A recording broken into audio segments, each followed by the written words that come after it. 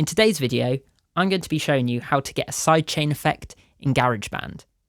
One of the most recognisable and popular techniques used by EDM producers as well as producers from all sorts of other genres is sidechain compression. If you haven't heard of sidechain compression before, you'll definitely recognise the sound of it. It's that huge pumping sound that you often get on pads and basses in EDM tracks. So producers do this by adding compression which is sidechained to the kick.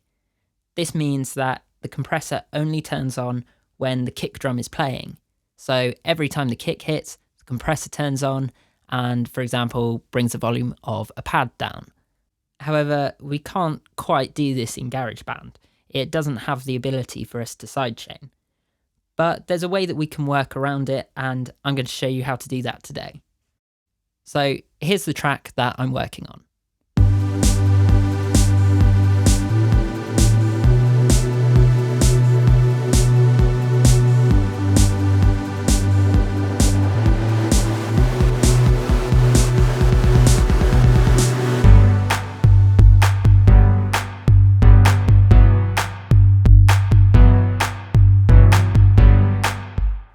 So what I want to do here is add that pumping effect to the pads and the bass in that first section.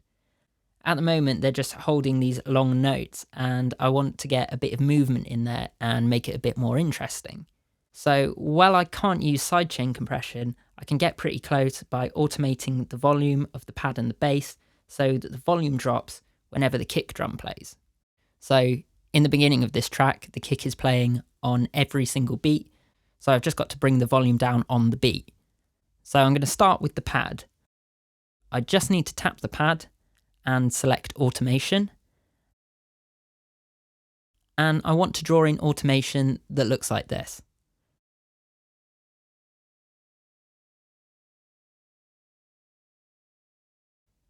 This means that the pad will drop in volume every time the kick plays. Okay, so now I'm just going to copy and paste this automation to the rest of the pads and to the bass sound. So I'll just fast forward. Okay, so that's all done now. I've copied all the automation across, and we can now hear our sidechain style effect in action.